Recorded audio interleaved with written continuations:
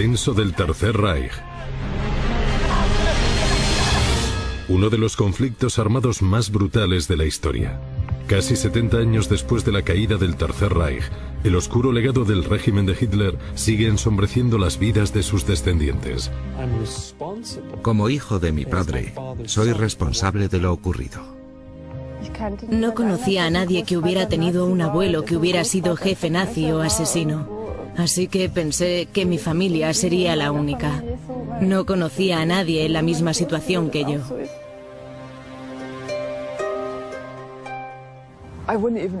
Antes me negaba a admitir ante nadie y ante mí misma que me sintiera culpable, ya que la culpabilidad no tenía sentido, puesto que yo no había hecho nada. Altausi, en Austria, considerado el nido de los nazis. Su apacible paisaje oculta un pasado sombrío. Hoy se ha convertido en la sede del diálogo y la reconciliación entre los descendientes de los nazis y los supervivientes del Holocausto.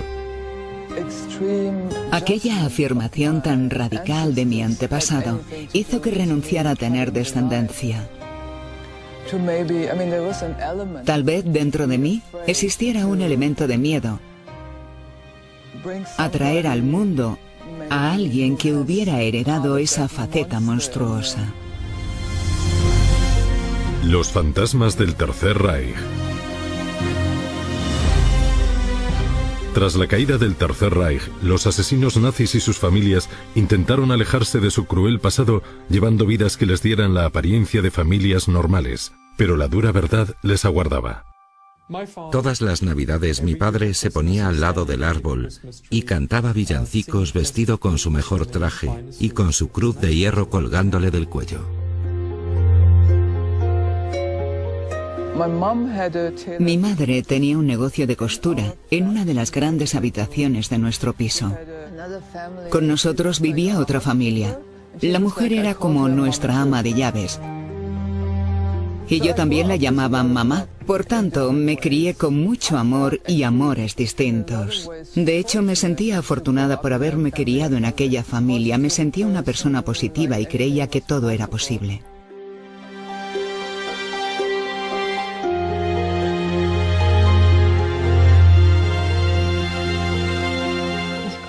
Venía de una familia normal. O lo que esa palabra signifique. Tenía una buena relación con mis padres. Aunque en casa nunca hablábamos de asuntos espinosos.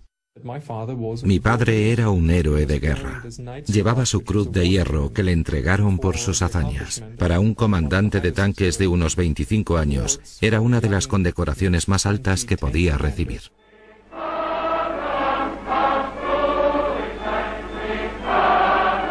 Tras la derrota de Alemania, el padre de Bernd, que creía haber servido a su país con honor, fue incapaz de replantearse sus hazañas y siempre se mantuvo obstinadamente orgulloso de su papel en la guerra. Ahora intento entender a mi padre, un hombre que dedicó tanto tiempo a enseñarme y a convertirme en persona.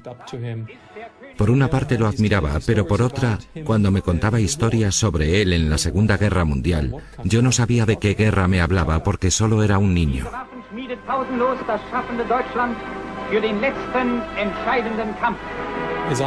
Según recuerdo, siempre me dijo que la guerra había sido la mejor época de su vida y que estaba muy orgulloso de sus hazañas. No me resulta fácil hablar de mi familia ni de mi abuelo. Lo que para sus mayores fue causa de orgullo, para sus descendientes se convirtió en motivo de angustia. Cuando era niña, era como si mi abuelo no hubiera existido. No sé por qué, pero nunca pregunté por él.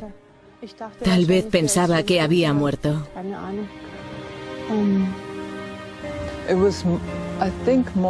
Creo que fue en plena adolescencia cuando comencé a darme cuenta de lo que pasaba. Comencé a indagar y entonces surgió el Holocausto. Era algo velado, algo que todo el mundo conocía pero de lo que nadie hablaba. Totschweigen, un vocablo alemán que significa guardar en secreto o literalmente que el silencio haga desaparecer la muerte. La lenta toma de conciencia de lo que ocurrió de verdad modeló mi vida desde entonces. La negación tácita del pasado por parte de sus familias no sirvió para proteger a sus descendientes de él. De forma súbita, la siguiente generación se daría de bruces con este brutal y pavoroso conocimiento. Recuerdo algunas cosas. Por ejemplo, una vez estábamos viendo un documental en televisión sobre el Holocausto. Mi abuela dijo, todo es mentira, son todo mentiras. Nosotros respondimos, de ninguna manera. Recuerdo que mi hermano y yo nos enfadamos mucho con ella. La toma de conciencia por parte de las nuevas generaciones de lo que sus mayores habían hecho fue a menudo tardía y espantosa. Cuando en el colegio se hablaba del Holocausto, me quedaba espantada, aunque de cierta forma era algo abstracto, ya que los nazis eran una especie de monstruos o criminales, y de pronto uno de ellos resultó ser mi propio abuelo. Friedrich Wilhelm Boger, el abuelo de Úrsula, había sido sargento de las SS en el campo de Auschwitz. Él inventó el columpio Boger, consistente en un cadalso del que la víctima pendía atada de pies y manos. A continuación, era azotada a veces hasta morir. Boger, el arquitecto de este sádico instrumento de tortura, describió así su cruel propósito: ayudamos a los que están demasiado cansados para seguir viviendo. No conocía a nadie que hubiera tenido un abuelo que hubiera sido jefe nazi o asesino. Así que pensé que mi familia sería la única. No conocía a nadie en la misma situación que yo. Estaba totalmente sola. Y por la noche sufría pesadillas terribles. Me avergonzaba enfrentarme al hecho de que mi padre no fuera un héroe. Sí, él había sido un héroe y le habían dado una cruz de hierro, que a lo largo del tiempo llegué a odiar, porque para mí era la encarnación del mal. Arthur Bolslager, el padre de Bern, había sido amigo de Heinrich Himmler, el jefe de las SS y comandante en jefe de la policía alemana. Era el perfecto oficial alemán y lucía una cruz de hierro impuesta por Hitler en persona por su valentía durante la conquista de la localidad rusa de Orel. Fue uno de los comandantes más jóvenes del ejército alemán y participó en algunas de las batallas más importantes de la Segunda Guerra Mundial. El apoyo del padre de Bern a Hitler no decayó en los años posteriores a la guerra.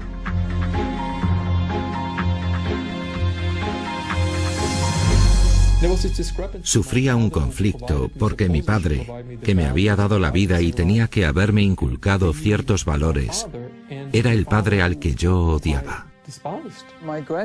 Mi abuela era muy engreída y se creía superior al resto. Por eso yo siempre sentía antipatía hacia ella. No era necesariamente por Hermann Göring, sino porque para mí ella representaba a la familia. Descender de Hermann Göring significa pertenecer a una de las familias más influyentes del Tercer Reich. Göring fue el creador de la Gestapo, la policía secreta nazi, y comandante en jefe de la Luftwaffe, la fuerza aérea alemana. Además, como sucesor designado de Hitler, era el segundo hombre más poderoso del Tercer Reich. Asimismo, Göring fue uno de los diseñadores de la solución final del problema judío. Este hombre fue el tío abuelo de Bettina, nacida 10 años después de su muerte.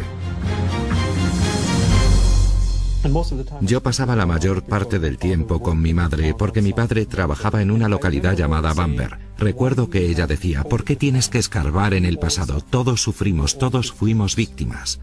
Pero yo no me lo creí.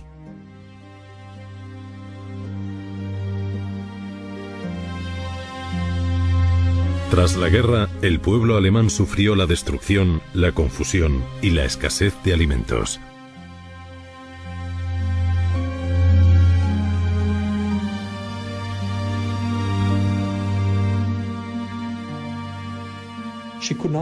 No entendía que yo me dedicase a identificar a víctimas de nazis y a buscar respuestas de ellas. Campo de concentración de Auschwitz, Polonia. Pero para Bern el sufrimiento de la población alemana tras la guerra no podía compararse con las crueldades perpetradas por el régimen nazi.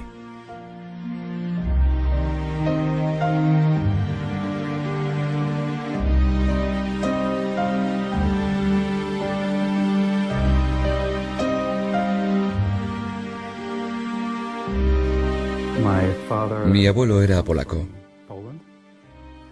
Nació en 1912 y a mediados de la década de 1930 era escultor y vivía en París. Al inicio de la guerra regresó a Polonia para salvar a sus padres, pero acabó en el gueto de Lodz, junto a buena parte de su familia, y de allí fue a parar al campo de concentración de Auschwitz. Finalmente, lo trasladaron a un pequeño campo de trabajo llamado Görlitz.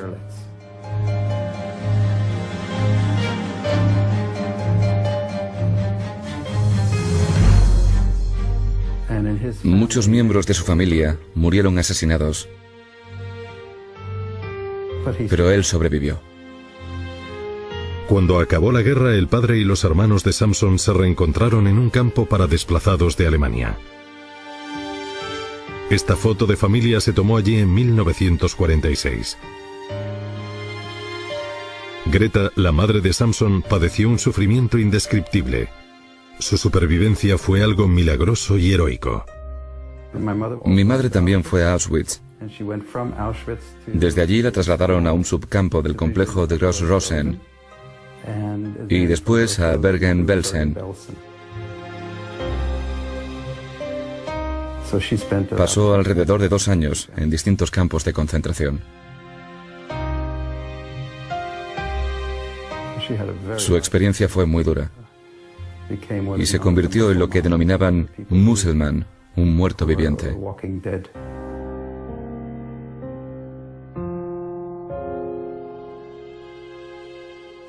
El cabello y las uñas dejaron de crecerle y estuvo a punto de morir. Contrajo el tifus y cuando quedó inconsciente en Bergen-Belsen, la arrojaron a una pila de cadáveres, donde estuvo hasta que la guerra terminó y llegaron los británicos.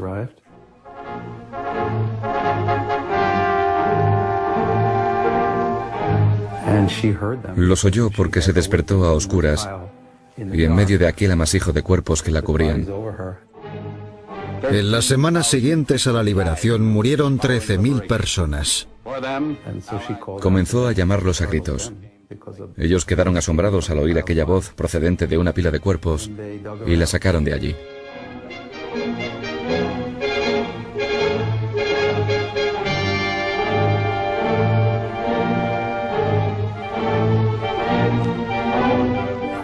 Sus padres y varios miembros más de su familia fueron asesinados. Greta había quedado huérfana. En 1947 emigró a los Estados Unidos, donde conoció al padre de Samson. 2 vidas destrozadas por un pasado cruel se unieron para crear un futuro mejor.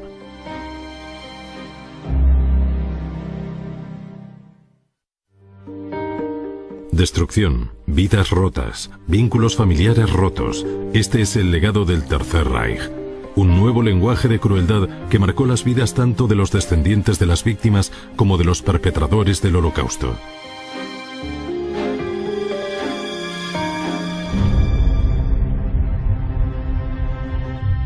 Mientras los perpetradores se envolvieron en el silencio y la negación, sus descendientes sufrieron al tener conocimiento de estas oscuras verdades y terminaron asumiendo la culpa, la vergüenza y el dolor por hechos que ellos nunca cometieron.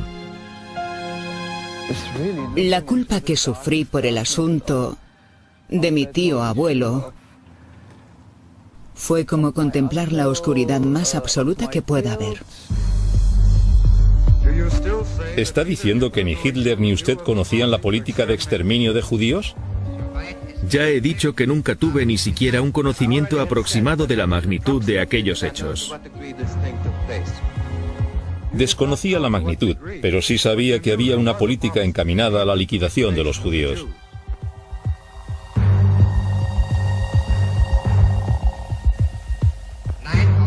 No sabía nada de la liquidación de los judíos. En este documento, fechado el 31 de julio de 1941, se constata que Göring autorizó por escrito al director de la Oficina Central de Seguridad del Reich a llevar a cabo todos los preparativos necesarios para la solución final del problema judío, el genocidio sistemático de 6 millones de judíos europeos. En cuanto al individuo llamado Wilhelm Hermann Göring, culpable de conspiración, crímenes contra la paz, crímenes de guerra y crímenes contra la humanidad, es condenado a morir en la horca.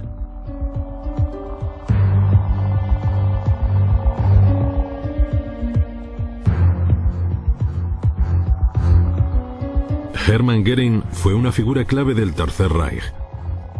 Comandante de la Luftwaffe, creador de la Gestapo y sucesor designado de Hitler, fue recluido en solitario mientras esperaba una ejecución que nunca se produjo.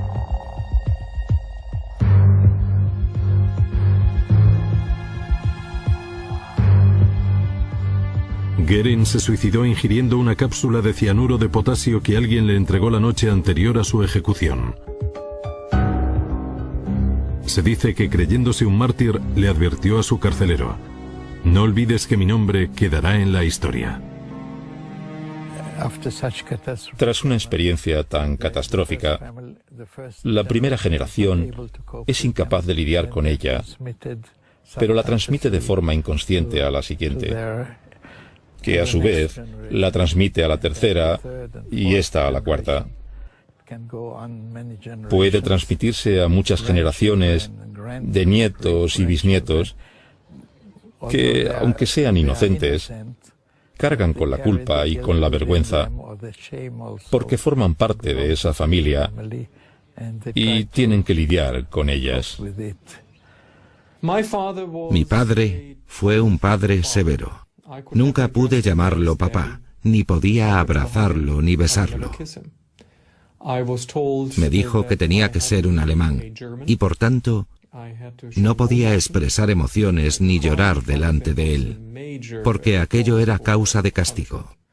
Tenía que ser duro, tenía que ser mejor, tenía que ser un triunfador. Yo llamaba a aquello amor severo, porque sabía que en el fondo de su corazón mi padre me quería, aunque nunca lo demostró, y a mí tampoco me permitió demostrar mi amor por él. Lo que el padre de Bern esperaba de su hijo era lo mismo que el régimen nazi había esperado de él. El programa nazi se manifestaba en todos los aspectos de la educación alemana.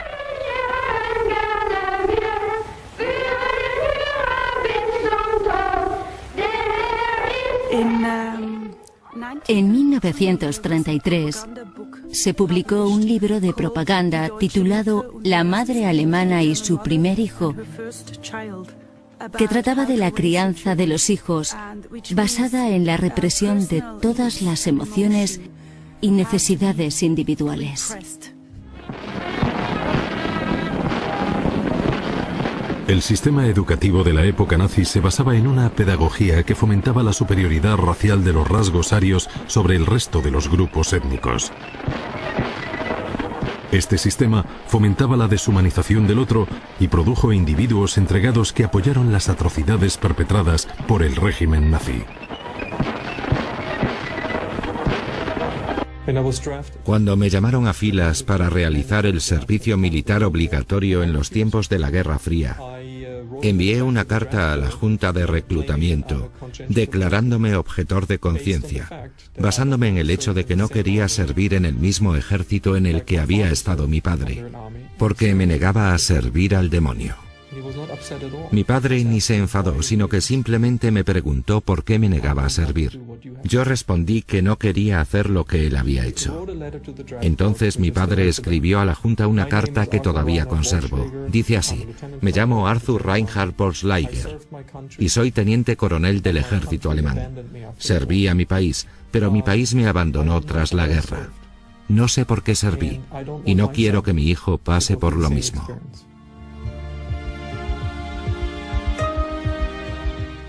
A menudo pienso en la despedida y en la posibilidad de volver a vincularme a mi padre de alguna forma posible. Físicamente no puedo porque está muerto, así que estamos literalmente separados. Además, antes de eso yo abandoné su casa y rompí con él. Emigré a Israel, Es decir, que tras un largo proceso, su único hijo se convirtió en judío.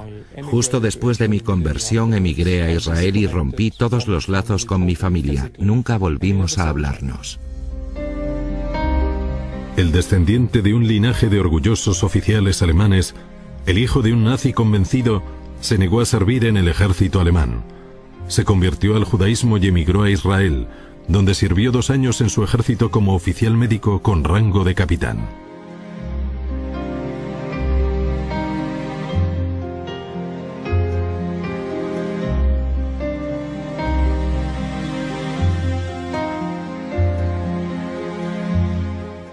A menudo me lo imagino sentado a mi lado diciéndome: hijo, necesito hablar de esto. Esto es lo que ocurrió. Esto es lo que vi. Lo siento muchísimo, pero no puedo cambiar las cosas. Me siento orgulloso de lo que hice como oficial, pero me avergüenza lo que hizo mi país. Soy el mayor cerdo de la manzana y solo trato con judíos. Alemanes, levantaos, no compréis a los judíos.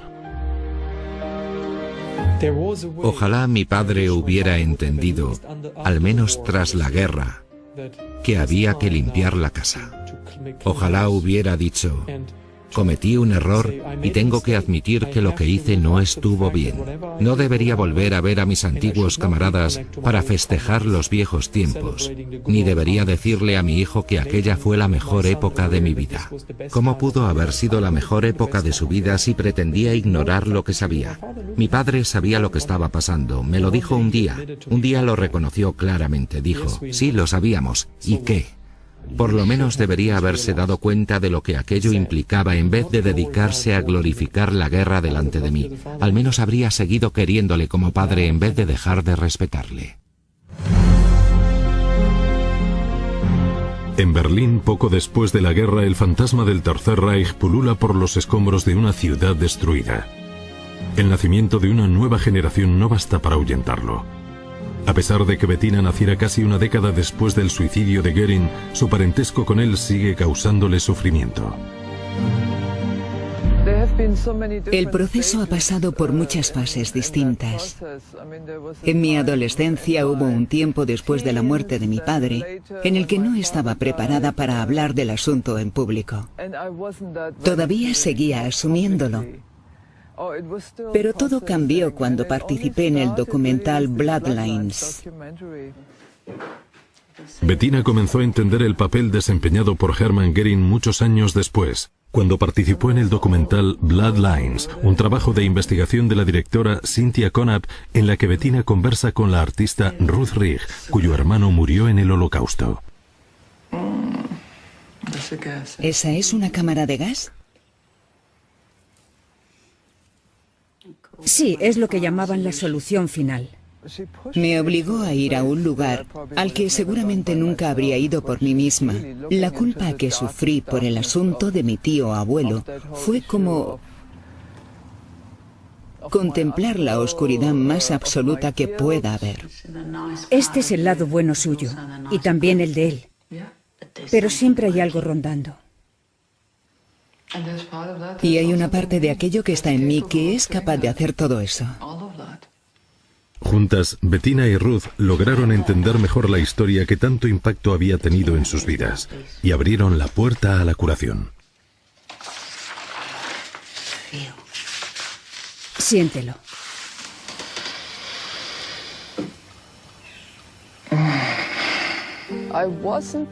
Hasta que hicimos el documental, no tenía muy claro su grado de participación en el Holocausto.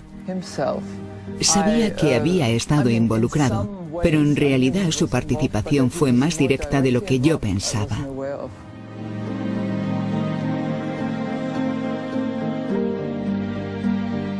Mientras participaba en Bloodlines, Bettina descubrió el papel crucial desempeñado por su antepasado en la solución final. El miedo a que su relación con él pudiera hacerse patente en su propia vida influyó en sus decisiones más íntimas y personales. Me crié en un ambiente hippie y alternativo en el que era muy normal no tener hijos. Era algo común a los miembros de mi generación.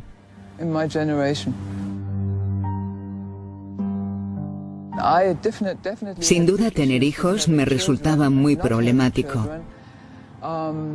pero no sabía por qué tenía ese problema. En una entrevista en Nuremberg, Hermann Göring realizó esta inquietante predicción. Siempre me ha interesado el historial de las familias. Los cromosomas son caprichosos porque se saltan una generación y hay nietos que se parecen más a un abuelo que a sus padres. La herencia es más importante que el entorno. La sangre lo demuestra.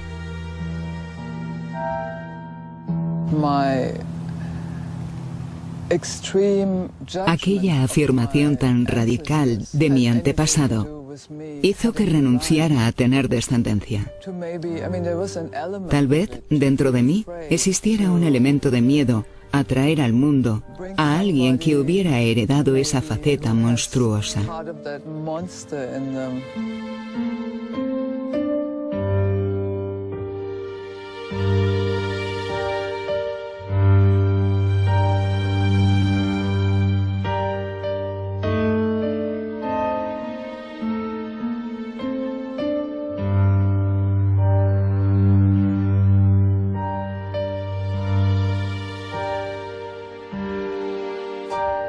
Todavía hay muchos fantasmas a mi alrededor. Ursula Boger ha cargado con la deshonra de su pasado familiar y continúa sufriendo pesadillas al enfrentarse a sus fantasmas. Cuando tenía 13 o 14 años, una profesora nos habló del Holocausto. Nos contó que su abuelo había muerto en el Holocausto, y aquello me conmovió profundamente. Cuando regresé a casa, le conté todo a mi madre.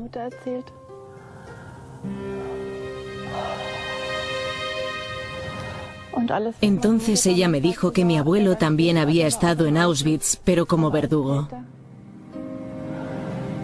En aquel momento no me explicó nada más.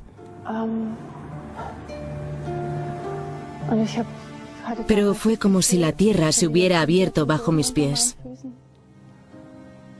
No conocía a nadie con quien pudiera hablar de ello. Y era evidente que ningún miembro de mi familia quería hablar del asunto. Wilhelm Boger, el abuelo de Úrsula, principal implicado en los crímenes cometidos en Auschwitz, prosiguió viviendo y trabajando impunemente.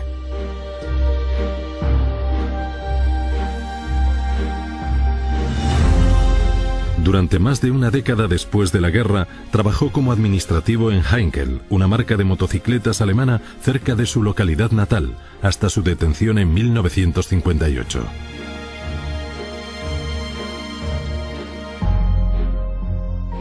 Esto ocurrió antes del nacimiento de Úrsula, que no descubrió la verdad hasta mediados de la década de 1990. Años después, cuando tenía 24 años, mi hermano me llamó por teléfono y me contó que había un libro que decía que nuestro abuelo estaba entre los condenados en el juicio de Auschwitz.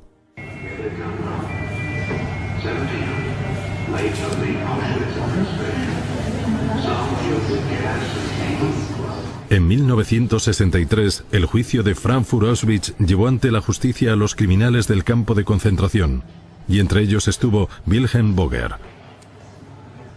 En la sala, Boger se mostró impertinente y resentido, incluso en sus últimos momentos de libertad.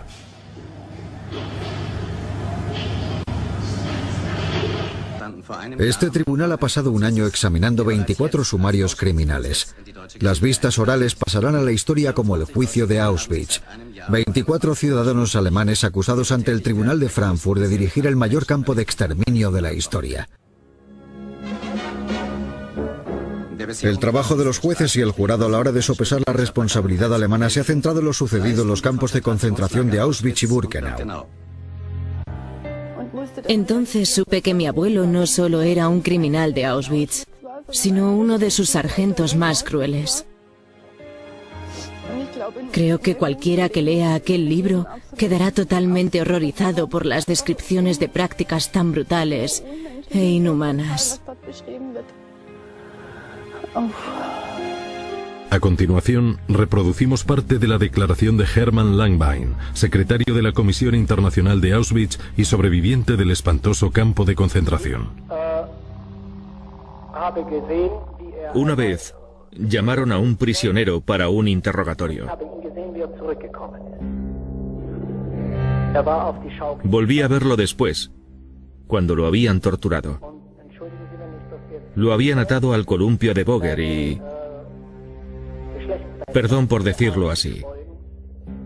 Cuando regresó tenía los genitales tan inflamados que eran verdes y azules. Me pareció increíble. La especialidad de Boger era castigar siempre esa zona del cuerpo. En su declaración, la señora Boger definió a su marido como un buen hombre y afirmó no haber sabido nada de su papel en las SS o en Auschwitz. Señora Boger, ¿cuánto tiempo lleva casada? Llevo 24 años casada. Si repasa esos 24 años, ¿cómo describiría su vida familiar? Todo ha ido bien. Hemos llevado una buena vida juntos. ¿Estuvo en Auschwitz con su marido? Sí. ¿Qué piensa de los crímenes de los que acusan a su marido?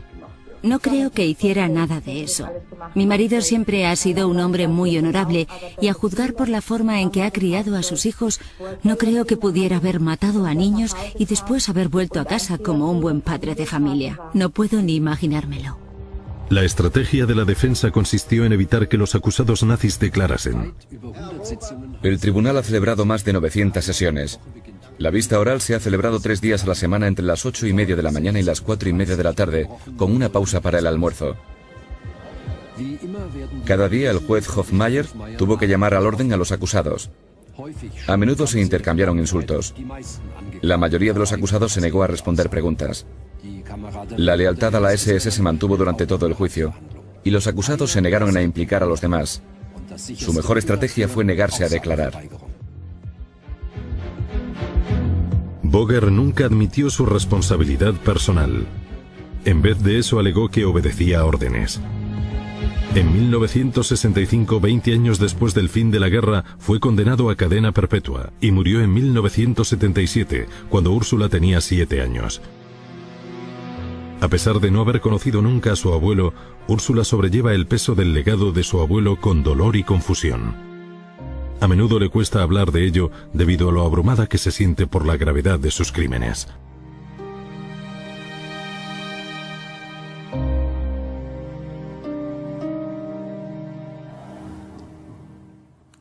De nuevo me encontré en una situación en la que no tenía a nadie con quien hablar, porque sentía demasiada vergüenza de ser la nieta de Wilhelm Boger.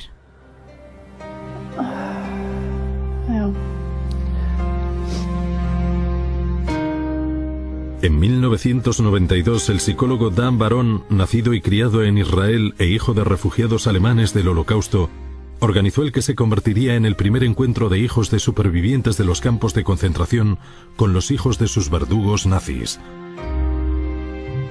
La participación de Samson Moon en estos talleres se convirtió en el modelo a seguir en su encuentro austríaco.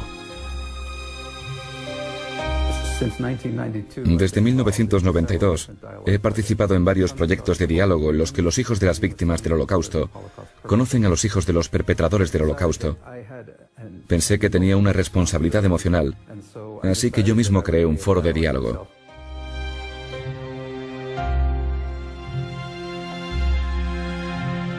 Altausi es un destino de reconciliación para que tanto descendientes de nazis como de supervivientes del Holocausto se reúnan en el encuentro austríaco.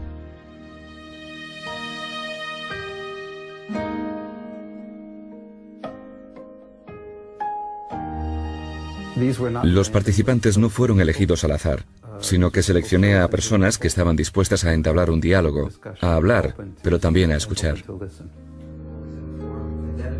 Tras acceder a una serie de directrices para asegurar la integridad del diálogo, obtuvimos acceso sin precedentes al encuentro austriaco.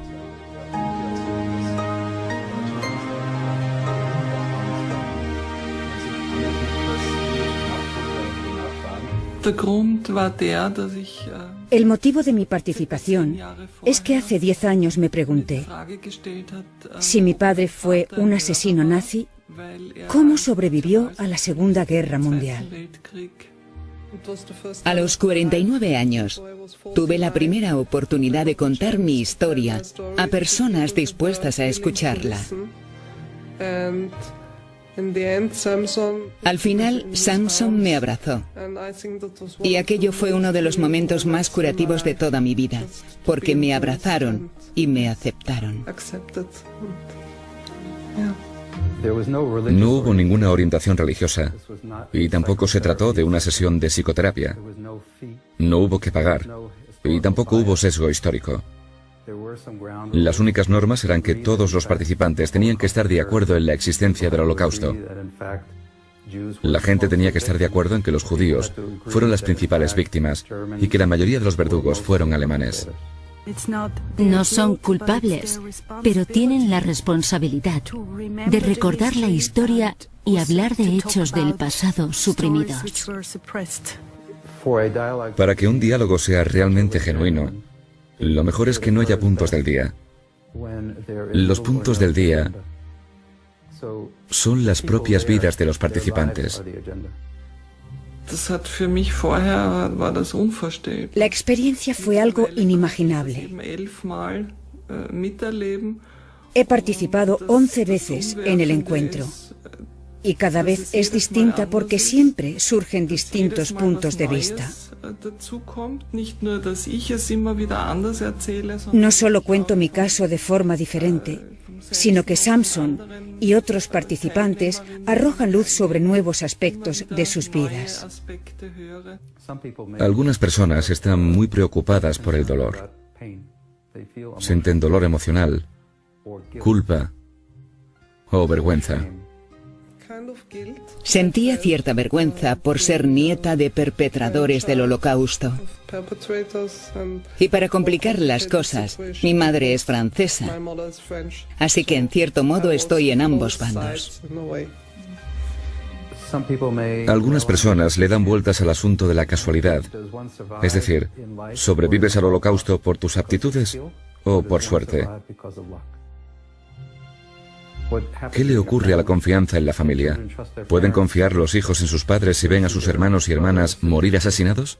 Normalmente confías en tus padres para que te protejan, de modo que si no pueden protegerte a ti, o tu hermano o hermana resulta asesinado, ¿qué influjo tiene esto en tu filosofía de vida? En mi caso, yo nunca tuve abuelos. Todos murieron. Los mataron antes de que yo naciera. Así que mis raíces habían sido cortadas incluso antes de nacer. Tengo muchas raíces cortadas. Por su parte, los hijos de los perpetradores del Holocausto sienten que tienen raíces envenenadas, dañadas, y tal vez algunos no quieran tener hijos, porque temen transmitir ese veneno de sus raíces.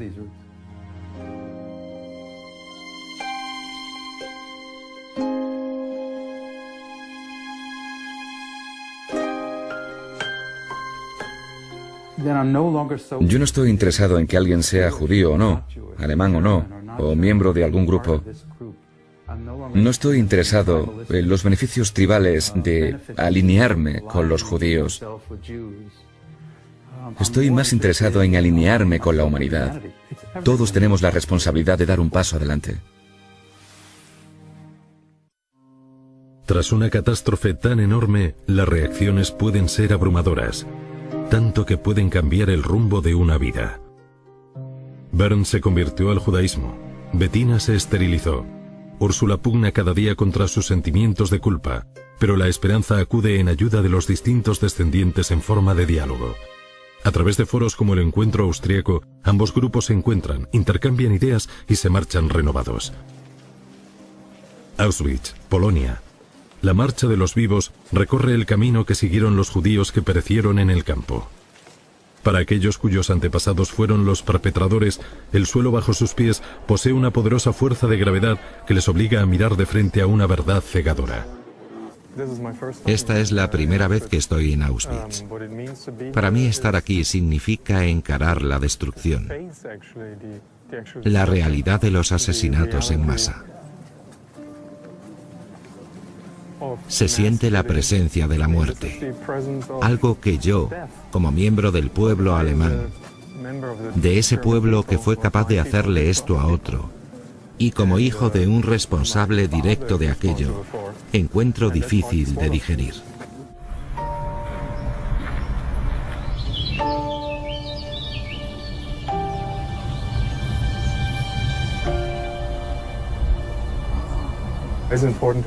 Me parece importante traer a mi hija porque quiero que mi familia esté conectada al pasado, al presente y al futuro, ya que de la muerte nace la esperanza y de la destrucción surge la creación. Me siento muy afortunada al franquear estas puertas y salir de ellas viva, ya que mucha gente no pudo. Pero también estoy muy triste y siento emociones encontradas.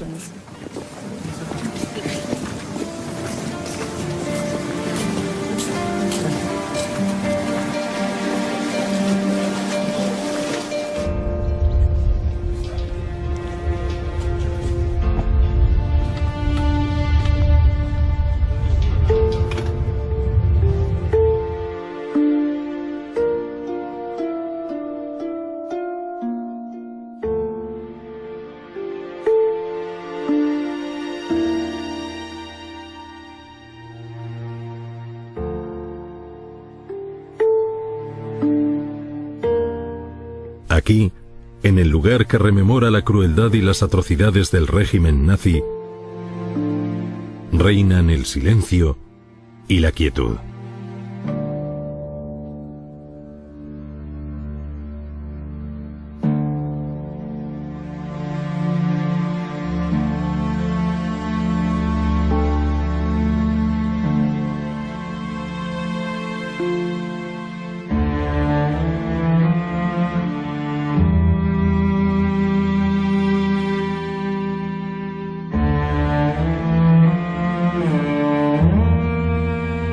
En su artículo El agujero negro de Auschwitz, el superviviente y escritor italiano Primo Levi afirma lo siguiente: Auschwitz está fuera de nosotros, aunque sigue a nuestro alrededor. La plaga se ha extinguido, pero la infección persiste y negarlo sería una estupidez. La negación de la solidaridad humana, la indiferencia cínica y obtusa al sufrimiento ajeno, la abdicación del intelecto y del sentido de la moralidad a favor del principio de autoridad, y sobre todo, como raíz de todo, una ola de cobardía, una cobardía colosal que se disfraza de virtud guerrera, de amor a la patria y de fe en una idea.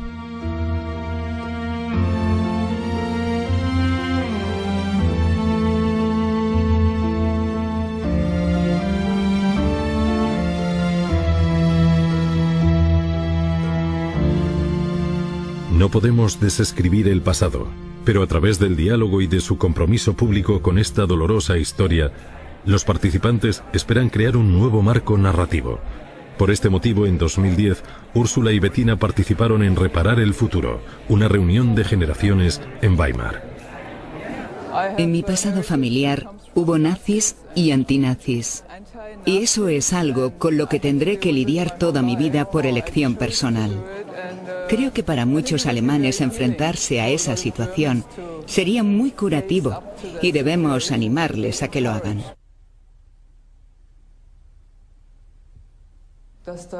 Seguramente haya otras personas en la misma situación que yo. Aunque no tengan un nombre tan conocido como el mío, en todas las familias hay alguna persona que estuvo implicada. Se trata de nuestra familia que también nos quiso. Por una parte tenemos el amor y simultáneamente en la otra está la muerte.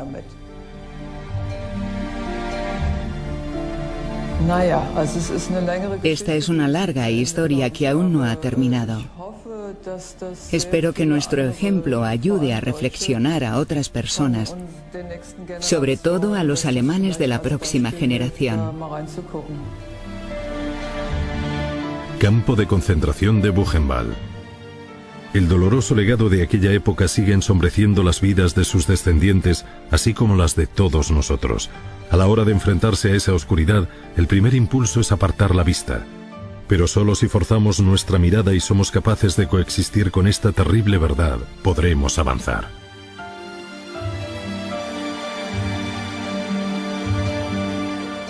Solo los culpables lo son, sus hijos no. Elie Wiesel, superviviente del Holocausto y Premio Nobel de la Paz en 1986.